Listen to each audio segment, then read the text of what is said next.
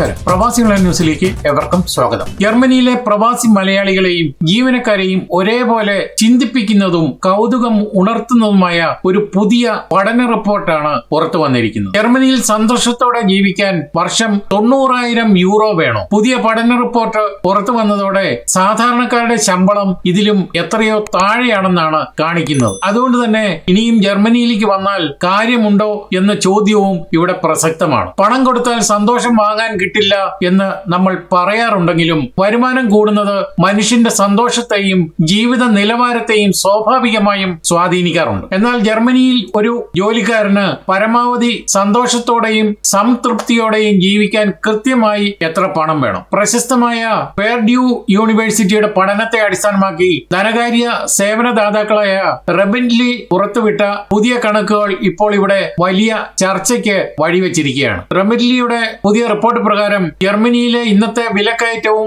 ജീവിത ചെലവും കണക്കാക്കുമ്പോൾ ഒരു വ്യക്തിക്ക് പരമാവധി സംതൃപ്തിയോടെ ജീവിക്കാനുള്ള സന്തോഷത്തിന്റെ വില, അതായത് ഹാപ്പിനെസ് പ്രൈസ്, വർഷത്തിൽ 91,933 യൂറോയാണ്. ഏകദേശം 83 ലക്ഷത്തിലധികം ഇന്ത്യൻ രൂപ. അതായത് മാസം ഏതാണ്ട് 7,600 യൂറോയിലധികം വരുമാനം വേണമെന്ന കണക്ക്. ജർമ്മനിയിലെ ഭൂരിഭാഗം പേരുടെയും ശമ്പളം ഇതിലും താഴെയാണ്. റിപ്പോർട്ടിലെ ഈ തുക കേട്ട് പ്രവാസി മലയാളികൾ ഉൾപ്പെടെയുള്ളവർ ഞെട്ടേണ്ടതില്ല. കാരണം ജർമ്മനിയിലെ ഭൂരിഭാഗം ജനങ്ങളുടെയും ശമ്പളം ഈ ഹാപ്പിനെസ് പരിധിക്ക് എത്രയോ താഴെയാണെന്നാണ് യാഥാർത്ഥ്യം. എന്നാൽ ഈ അവസരത്തിൽ മറ്റൊരു കാര്യം ഞാൻ പറയുകയാണ്. ജർമ്മനിയിലെത്തി പിറ്റേ ദിവസം മുതൽ ഇവിടെ ഇരുന്ന് വ്ളോഗും അതുപോലെ തന്നെ യൂട്യൂബും ഒക്കെ ചെയ്യുന്ന ചെറുപ്പക്കാർ പറയുന്നത് 7 ലക്ഷം രൂപ വരെ ശമ്പളം കിട്ടുമെന്നാണ്. അത് മാത്രമല്ല, ഹൗസ് ബിൽഡിങ്ങിനും അല്ലെ മറ്റ് തൊഴിലധിഷ്ഠിത കോഴ്സിനും ഒക്കെ എത്തുന്നവർക്ക് കൈ നിറയെ പണവും അതുപോലെ തന്നെ അടിച്ചു പൊളിക്കാനുള്ള സാമ്പത്തികവും ഉണ്ടെന്നാണ് ഇവരൊക്കെ വിളിച്ചു പറയുന്നത്. എന്നാൽ ഇവിടെ വർഷങ്ങളായി ജീവിക്കുന്ന ഞങ്ങൾക്ക് ഇതൊന്നും തന്നെ മനസ്സിലാകുന്നില്ല. കാരണം എല്ലുമുറിയെ പണിയെടുത്താൽ ഇവിടെ കിട്ടുന്നത് ഇത്രയാണെന്നുള്ള ഒരു സത്യം ഇവരൊക്കെ മറച്ചു പിടിച്ചുകൊണ്ടാണ് അടിച്ചു പൊളിക്കാനായി ജർമ്മനിയിൽ കൈ നിറയെ പണം കിട്ടും എന്ന് പറഞ്ഞ് വീഡിയോയിലൂടെ ഇരുന്ന് തള്ളി മറിക്കുന്നത്. ഇതൊന്നും സത്യമല്ലെന്നാണ് ഞങ്ങൾ പറയുന്നത്. ഇത് പറയുമ്പോൾ പലരും ഞങ്ങളെ തേക്കാൻ വരും. അത് കണക്കാക്കി തന്നെയാണ് ഇത്തരം സത്യാവസ്ഥകൾ ഞങ്ങൾ പറയുന്നത്. ഇവിടെ ജീവിക്കാൻ മേലാത്ത ഒരവസ്ഥയുണ്ട്. വാടകയാണെങ്കിൽ അതിഭയങ്കരം, നിത്യോപയോഗ സാധനങ്ങളുടെ വിലയാണെങ്കിൽ അതിലും കൂടുതൽ. പിന്നെ കൈനിറയെ പണം കിട്ടിയാൽ എങ്ങനെ ജീവിക്കാനാവും? ഈ വരുന്നവരൊക്കെ തന്നെ നാട്ടിൽ നിന്നും വലിയൊരു തുക ലോൺ എടുത്തുകൊണ്ടാണ് ഇങ്ങോട്ടേക്ക് വരുന്നതെന്നാണ് ഞങ്ങൾക്കൊക്കെ ലഭിക്കുന്ന ഫീഡ്ബാക്ക്. അതുകൊണ്ട് തന്നെ ഇത്തരക്കാർ ഈ ലോൺ എങ്ങനെ വീട്ടും എന്ന് തന്നെ ചോദിക്കേണ്ടിയിരിക്കുന്നു. എന്തായാലും സത്യാവസ്ഥ മറച്ചു പിടിച്ചുകൊണ്ടുള്ള ഇത്തരം അമിത സാമ്പത്തിക വെളിപ്പെടുത്തലുകൾ വെറുതെ നാട്ടിലിരിക്കുന്നവരെ ബേജാറാക്കാൻ വേണ്ടി മാത്രം പറയുന്നതാണെന്ന് കൂടി ഞങ്ങൾ ഓർമ്മപ്പെടുത്തുന്നു. ഇനിയും ഇതിന്റെ വിഷയത്തിലേക്ക് കടന്നാൽ യഥാർത്ഥ ശമ്പള നിരക്ക്, അതായത് മീഡിയൻ സാലറി, ജർമ്മൻ സ്റ്റാറ്റിസ്റ്റിക്സ് ഓഫീസിന്റെ ഏറ്റവും പുതിയ കണക്കുകൾ പ്രകാരം ജർമ്മനിയിലെ പകുതിയോളം ആളുകളുടെ ശരാശരി വാർഷിക മൊത്ത ശമ്പളം, അതായത് ഗ്രോസ് സാലറി 54,066 യൂറോ മാത്രമാണ്. ഏകദേശം 4,500 യൂറോ. ഇനി ഉയർന്ന വരുമാനക്കാർ, അവരെ പറ്റി പറയുമ്പോൾ ആവറേജ് ഇൻകം, ഫുൾ ടൈം ജോലി ചെയ്യുന്നവരുടെ ശരാശരി വാർഷിക വരുമാനം 64,441 യൂറോയാണ്. ഇതും പഠനത്തിലെ സന്തോഷ പരിധിയേക്കാൾ കുറവാണ്. ഇനി ടോപ്പ് 10% മാത്രം മുകളിലുള്ളവരെ നോക്കിയാൽ ജർമ്മനിയിലെ ഏറ്റവും ഉയർന്ന ശമ്പളം വാങ്ങുന്ന 10% ആളുകൾക്ക് മാത്രമാണ് വർഷത്തിൽ 1,719 യൂറോയ്ക്ക് മുകളിൽ ശമ്പളം വാങ്ങുന്നവർ. ഈ സന്തോഷ പരിധി സുഖമായി മറികടക്കാൻ സാധിക്കുന്നത് ഇവർക്കാണ്. എന്നാൽ ഏറ്റവും താഴെയുള്ള 10% ആളുകളുടെ ശമ്പളം നോക്കിയാൽ 33,828 യൂറോയാണ്. ഈ സന്തോഷ പരിധിയുടെ 1/3 മാത്രമാണ്. മറ്റ് രാജ്യങ്ങളുമായി താരതമ്യം ചെയ്യുമ്പോൾ ജർമ്മനി എവിടെ നിൽക്കുന്നു? ലോകത്തിലെ 123 രാജ്യങ്ങളിലെ വിവരങ്ങൾ വിശകലനം ചെയ്ത ഈ പട്ടികയിൽ ജർമ്മനി 17ാം സ്ഥാനത്താണ്. മറ്റ് അയൽ രാജ്യങ്ങളെ അപേക്ഷിച്ച് ജർമ്മനിയിലെ സ്ഥിതി മെച്ചമാണ്. സ്വിറ്റ്സർലൻഡിലാണെങ്കിൽ ചെലവ് കൂടുതലാണ്. ജർമ്മനിയുടെ അയൽ രാജ്യമായ സ്വിറ്റ്സർലൻഡിൽ സന്തോഷത്തോടെ ജീവിക്കാൻ വർഷത്തിൽ 1,54,504 ഡോളർ വേണം. അതായത് ലോകത്തിൽ 3ാം സ്ഥാനം. ഇനി ഓസ്ട്രിയ ആണെങ്കിൽ 1,14,898 ഡോളർ വേണം. ജർമ്മനിയേക്കാൾ ചെലവ് കൂടുതലാണ്. അത് മാത്രമല്ല UK-യും US-ഉം മുന്നിലാണ്. ജർമ്മനിയേക്കാൾ കൂടുതൽ പണം വേണം. അതായത് അമേരിക്കയിൽ 1,34,827 ഡോളറാണ് അവർക്ക് വേണ്ടത്. ഇതിനു മുമ്പ് ഓസ്ട്രിയയുടെ കണക്ക് പറഞ്ഞപ്പോൾ ഡോളറിലാണ് പറഞ്ഞത്. പക്ഷേ ഓസ്ട്രിയയിൽ യൂറോയാണ് ലഭിക്കുക. അതുപോലെ സ്വിറ്റ്സർലൻഡിൽ സ്വിസ് ഫ്രാങ്ക് ആണ് ലഭിക്കുക. എന്ന് എന്നുകൂടി ഓർക്കുക. ഇനിയും UK-യിൽ 1,20,248 പൗണ്ടാണ് വേണ്ടുന്നത്. ആളുകൾക്ക് സന്തോഷമായി ജീവിക്കാൻ ഫ്രാൻസിലാണെങ്കിൽ 1,03,575 യൂറോയാണ് വേണ്ടുന്നത്. ഇതും ജർമ്മനിക്ക് തൊട്ട് താഴെയാണ്. എന്നാൽ ലോകത്തിൽ സന്തോഷത്തിന് ഏറ്റവും കൂടുതൽ വില നൽകേണ്ടി വരുന്നത് ഐസ്ലാൻഡിലാണ്. 1,63,579 യൂറോ. ഏറ്റവും കുറവ് പണം മതിയാകുന്നത് എത്യോപ്യയിലാണ്, $10,178. എന്തായാലും ജർമ്മനിയിലെ കണക്കുകൾ നിങ്ങൾ കേൾക്കുമ്പോൾ വെറുതെ ഇവിടെ ഇരുന്ന് വിടുക പറയുന്നതാണെന്ന് മാത്രം ധരിക്കുക. ഞങ്ങളല്ല കേട്ടോ, ഞങ്ങൾ കൃത്യമായിട്ടുള്ള കാര്യമാണ് പറയുന്നത്. മറ്റ് ബ്ലോഗുകാരെ ഉദ്ദേശിച്ച് തന്നെയാണ് പറയുന്നത്. വെറുതെ ഇരുന്ന് വിടുക പറയുന്ന കുറെ ആളുകൾ ഇവിടെ എത്തിയിട്ടുണ്ട്. ഇവരൊക്കെ തന്നെയാണ് നാട്ടിലെ ആളുകളെ വെറും മണ്ടരാക്കി ഇത്തരം കണക്കുകൾ പറയുന്നത്. ചുരുക്കത്തിൽ ഒരു പരിധിവരെ പണം ജീവിതത്തിൽ സമാധാനവും സന്തോഷം തരുമെങ്കിലും ഉയർന്ന ശമ്പളമുള്ള 10% ആളുകൾക്ക് മാത്രമേ ഈ ലക്ഷ്യത്തിൽ എത്താൻ കഴിയുകയുള്ളൂ. എന്നതിനാൽ ജർമ്മനിയിലെ ഭൂരിഭാഗം ജനങ്ങളും ഇതിലും കുറഞ്ഞ വരുമാനത്തിൽ തന്നെയാണ് തങ്ങളുടെ ജീവിതത്തിൽ സന്തോഷങ്ങൾ കണ്ടെത്തുന്ന കാര്യം എന്നതുകൂടി ഞങ്ങൾ ഈ അവസരത്തിൽ പറയുകയാണ്.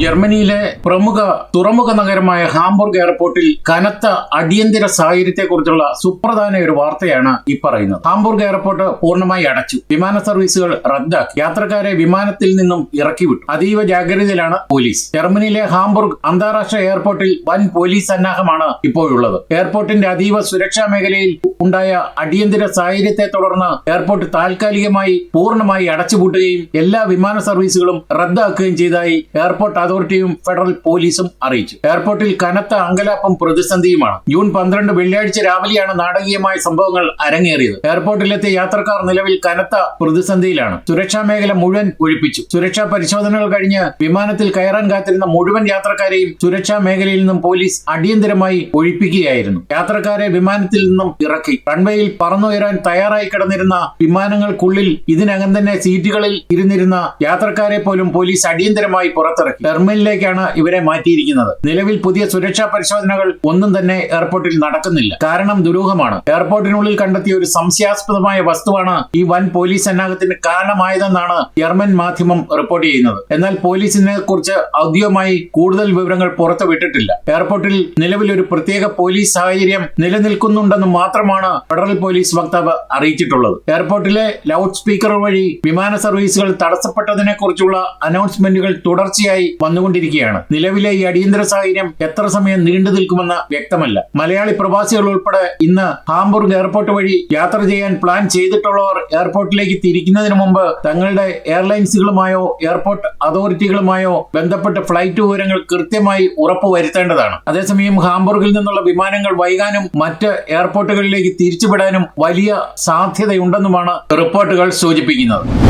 ജർമ്മനിയിലെ മലയാളി പ്രവാസികൾക്കിടയിലും ജർമ്മൻ പൊതുസമൂഹത്തിലും സാംസ്കാരിക സംഘടനാ തലത്തിലും ജീവകാരുണ്യ സാമൂഹിക മാധ്യമ പ്രവർത്തനത്തിലൂടെ ഏറെ ശ്രദ്ധേയനായ പാലാ സ്വദേശിയായ മാത്യു മണ്ഡപത്തിൽ മുൻസ്റ്ററിൽ അന്തരിച്ചു. 82 വയസ്സായിരുന്നു. മുൻസ്റ്റർ രൂപതയുടെ കീഴിൽ സോഷ്യൽ വർക്കറായി ദീർഘകാലം സേവനമനുഷ്ഠിച്ച വ്യക്തിയായിരുന്ന മാത്യു വിശ്രമ ജീവിതത്തിലായിരുന്നു. മുൻസ്റ്ററിലെ ഹോപ്സ്റ്റൺ കേന്ദ്രമാക്കി ഒട്ടനവധി മലയാളി സംഗമങ്ങൾ വർഷം തോറും നടത്തിയിരുന്നത് ജർമ്മനിയിലെ മലയാളി സമൂഹത്തിന് ഒരിക്കലും മറക്കാനാവാത്ത ഒരു വസ്തുതയാണ്. ജർമ്മനിയിലെ സാംസ്കാരിക ജീവിതത്തിന് ജീവൻ നൽകിയ സംഗമങ്ങൾ ഇവിടുത്തെ ആദ്യകാല സമൂഹത്തിന്റെ സ്പന്ദനങ്ങളായിരുന്നു. ഹോപ്സ്റ്റണിൽ വർഷം തോറും നടത്തി വന്നിരുന്ന കേരളമേള ഇതിനൊരു ഉദാഹരണം മാത്രമാണ്. ജർമ്മനിയിലെത്തിയ ആദ്യകാല മലയാളി കുടിയേറ്റക്കാർക്കും പ്രവാസി കുടുംബങ്ങൾക്കും കുട്ടികൾക്കും നേരിടേണ്ടി വന്ന നിരവധി സാമൂഹിക നിയമപ്രശ്നങ്ങളിൽ മാത്യു സജീവമായി ഇടപെടുകയും പരിഹാരം കാണുകയും ചെയ്തിട്ടുണ്ട്. മുൻസ്റ്റർ രൂപതയിലെ ഔദ്യോഗിക പദവികൾക്കൊപ്പം ജർമ്മൻ മലയാളി അസോസിയേഷനുകളുടെയും സഭാ കൂട്ടായ്മകളുടെയും വളർച്ചയിലും മാത്യു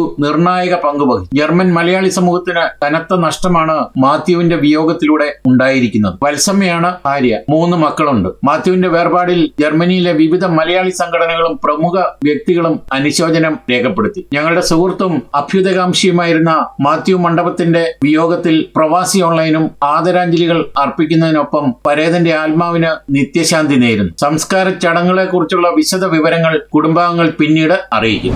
നെതർലൻഡ്സിൽ 3 പ്രൈമറി സ്കൂൾ കുട്ടികൾ ഉൾപ്പെടെ 4 പേരുടെ ദാരുണ അന്ത്യത്തിന് കാരണമായ വൻ വാഹനാപകടത്തിന്റെ ഞെട്ടലിലാണ് യൂറോപ്യൻ സമൂഹം. കഴിഞ്ഞ ദിവസം നിയന്ത്രണം വിട്ട വാഹനം അപകടത്തിൽപ്പെടുകയായിരുന്നു. ഒരുമിച്ച് യാത്ര ചെയ്തിരുന്ന 3 കൊച്ചുകുട്ടികളും ഒരു മുതിർന്ന വ്യക്തിയുമാണ് സംഭവ സ്ഥലത്ത് വെച്ച് തന്നെ മരിച്ചത്. അപകടത്തിന്റെ വ്യാപ്തിയും കുട്ടികളുടെ മരണവും രാജ്യത്ത് വലിയ ജനശ്രദ്ധയും സങ്കടവും ഉണ്ടാക്കിയിട്ടുണ്ട്. ഇതിന്റെ അന്വേഷണങ്ങൾ നടന്നു വരികയാണ്. അയർലൻഡിലെ വാട്ടർഫോർഡ് നഗരത്തിൽ മലയാളി യുവാവിന് നേരെ അജ്ഞാതരുടെ ക്രൂരമായ ആക്രമണം ഉണ്ടായി. ഇവിടെ എഞ്ചിനീയറായി ജോലി ചെയ്യുന്ന മലയാളി യുവാവിനാണ് ജോഗിങ്ങിനിറങ്ങിയ സമയത്ത് അതിക്രമം നേരിടേണ്ടി വന്നത്. നഗരത്തിലെ പ്രശസ്തമായ സെന്റ് ജോൺസ് റിവർ വാക്ക് പാതയ്ക്ക് സമീപം വെച്ചായിരുന്നു അക്രമം. വഴിയിൽ ഒളിഞ്ഞു നിന്നിരുന്ന അക്രമികൾ യുവാവിനെ തടഞ്ഞു നിർത്തി ക്രൂരമായി മർദ്ദിക്കുകയായിരുന്നു. ആക്രമണത്തിൽ പരിക്കേറ്റ യുവാവ് നിലവിൽ ചികിത്സയിലാണ്. പ്രകോപനം ഒന്നുമില്ലാതെ പ്രവാസികൾക്ക് നേരെയുണ്ടാകുന്ന ഇത്തരം വംശീയ ക്രിമിനൽ ആക്രമണങ്ങൾ അയർലൻഡിലെ മലയാളി സമൂഹത്തിനിടയിൽ വലിയ ആശങ്കയ്ക്ക് കാരണമായിട്ടുണ്ട്. സംഭവത്തിൽ പ്രാദേശിക ഗാർഡ് അന്വേഷണം ആരംഭിച്ചു. പ്രതികളെ കണ്ടെത്താൻ പ്രദേശത്തെ CCTV ദൃശ്യങ്ങൾ പോലീസ് പരിശോധിച്ചു വരികയാണ്. അനാവശ്യ ഭീതി ഒഴിവാക്കാനും എന്നാൽ അതോടൊപ്പം തന്നെ ഒറ്റപ്പെട്ട സ്ഥലങ്ങളിൽ പോകുമ്പോൾ ജാഗ്രത പാലിക്കാനും മലയാളി കൂട്ടായ്മകൾ നിർദ്ദേശം നൽകിയിട്ടുണ്ട്. അതേസമയം വടക്കൻ അയർലൻഡിലെ ബെൽഫാസ്റ്റിലും സമാനമായ ഭയാശങ്കകൾ ഉയർന്നിട്ടുണ്ട്. നിലവിലുണ്ടായ വംശീയ സംഘർഷ സാധ്യതകളെയും അവിടെയുള്ള മലയാളി പ്രവാസികൾ കടുത്ത ആശങ്കയാണ് നേരിടുന്നത്. വടക്കൻ അയർലൻഡിലെ ബെൽഫാസ്റ്റ് നഗരത്തിലും പരിസര പ്രദേശങ്ങളിലും ഉണ്ടായ കുടിയേറ്റ വിരുദ്ധ കലാപം ഇന്ത്യൻ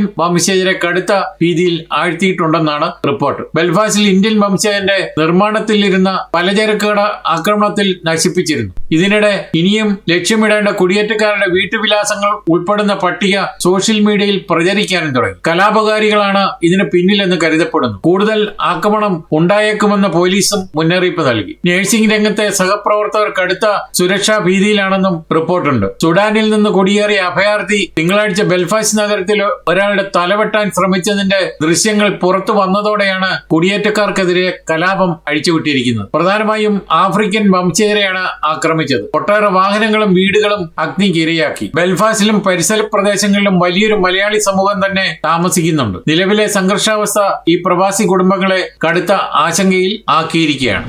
മാഡ്രിഡിൽ നിന്നും ബാഴ്സലോണയ്ക്കുള്ള വിമാനയാത്രയ്ക്കിടെ കോക്പിറ്റിൽ കയറി പൈലറ്റുമാരുടെ സീറ്റിലിരുന്ന് യാത്ര ആസ്വദിക്കുന്ന ലിയോ 14 മാർപ്പാപ്പയുടെ ദൃശ്യങ്ങൾ സോഷ്യൽ മീഡിയയിൽ തരംഗമാവുകയാണ്. പൈലറ്റുമാരുടെ ക്ഷണം സ്വീകരിച്ചാണ് മാർപ്പാപ്പ കോക്പിറ്റിൽ എത്തിയത്. യാത്രാ വിമാനത്തിന് അകമ്പടിയായി പറന്ന സ്പാനിഷ് വ്യോമസേനയുടെ മിലിറ്ററി യുദ്ധവിമാനങ്ങൾ കണ്ട മാർപ്പാപ്പ ഏറെ ആവേശഭരിതനായി. വിമാനത്തിന്റെ ജനാലയിലൂടെ പൈലറ്റുമാരെ കൈവീശി കാണിച്ച പാപ്പ കോക്പിറ്റിലെ റേഡിയോ സംവിധാനം വഴി യുദ്ധവിമാനങ്ങളിലെ പൈലറ്റുമാരുമായി നേരിട്ട് സംസാരിക്കുകയും ചെയ്തു.